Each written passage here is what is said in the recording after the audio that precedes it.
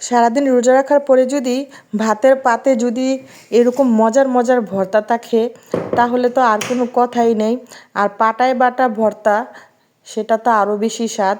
এই যে আজকে আমি বানাবো ফুলকপির ভর্তা। প্রথমে রসুনের কোয়াগুলোকে একটু ভেজে নিচ্ছি তেলের মধ্যে, তারপরে যে ফুলকপিটা কেটে ধুয়ে আমি লবণ দিয়ে হালকা সিদ্ধ করে নিয়েছি 80%। তারপরে এগুলোকেও আমি তেলের মধ্যে ভেজে নিচ্ছি, ভেজে নিয়ে উঠিয়ে নিয়ে তারপরে এখানে পেঁয়াজগুলোকে নরম করে নিচ্ছি।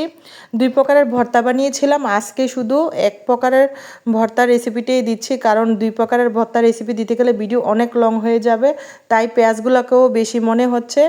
এই যে কাঁচামরিচ দিয়ে বানাবো ভর্তাটা, কাঁচামরিচের সাথে এই যে লইট্টা শুটকিগুলোও দিয়ে দিলাম। লইট্টা শুটকির ভর্তাও বানাবো কাঁচামরিচ দিয়ে, সাথে দুইটা শুকনো মরিচও দেওয়া হবে, টালা মরিচ। তো সবগুলা ভাজা হয়ে গেছে। এই যে আজকে আমি জানালার বাইরে একটু ভিডিও করলাম, খুব সুন্দর লাগতেছিল ভিডিও শ্যুটটা। ধনে পাতা, রসুন, লইট্টা শুটকি, কাঁচামরিচ, তারপর এই যে ফুলকপি সবগুলা রেডি করে নিয়েছি। এখন শুধু পাটায় বেটে ভর্তা বানানোর পালা।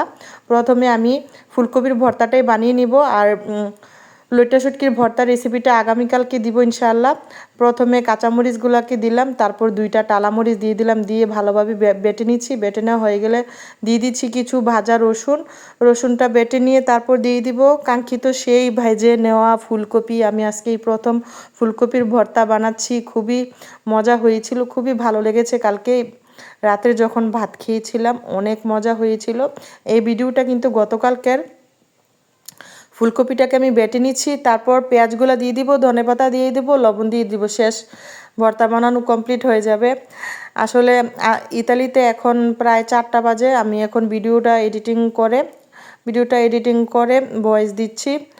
আর আমাদের ইফতারির টাইম 6টা 20-এ, যেহেতু বাংলাদেশে তখন তো অনেক রাত হয়ে যাবে, তাই আগের দিনের ভিডিওগুলোই আমার পরের দিন দিতে হয়। এই যে ভেজে রাখা পেঁয়াজটাকে দিয়ে দিচ্ছি, লবণও দিয়ে দিলাম, ধনেপাতাও দিয়ে দিলাম। এইগুলাকে বেটে ভালোভাবে এই যে মিশিয়ে মাখিয়ে নেব। তারপর সবার লাস্টে লইট্টা শুটকির ভর্তাটা বানিয়েছিলাম, ওই ভিডিওটা কালকে আপলোড করা হবে।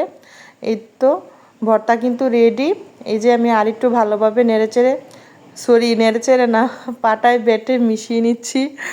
কি যে উল্টাপাল্টা ভয়েস দিতে গেলে উল্টাপাল্টা হয়ে যায়। আসলে আমি বেশি ভয়েস দেওয়ার সময় আমার মাথায় কাজ করে না, কোন কথা বলবো। যাই হোক, এই যে ভর্তাটা কিন্তু বানিয়ে নেওয়া হয়ে গেছে। দেখে মনে হচ্ছে না যে এটা কোনো মাছের ভর্তা হবে, কিন্তু মনেই হচ্ছে না এটা যে ফুলকপির ভর্তা। আসলে মাশাআল্লাহ অনেক লোভনীয় হয়েছিল, ভর্তাটা মজা হয়েছিল, ভাত খেতে অনেক শান্তি পেয়েছি। এই যে সাথে আলু ভর্তাও ছিল, তারপর লইট্টা শুটকির ভর্তাও বানিয়েছিলাম। যাই হোক, এই যে ইফতারির আগে আমি এই যে বেগুনিগুলা ভেজে নিচ্ছিলাম, বেগুনিগুলা অনেক ফুলকো হয়েছিল। আমি বেগুনি ভাজার পরও প্রায় 4-5 ঘন্টা পর্যন্ত মচমচে থাকে আলহামদুলিল্লাহ। আমি 5:30টার দিকে বেগুনিগুলা বানাই। এই যে দেখুন মাশাআল্লাহ কত সুন্দর হয়েছে, কালারটা খুব সুন্দর হয়েছিল।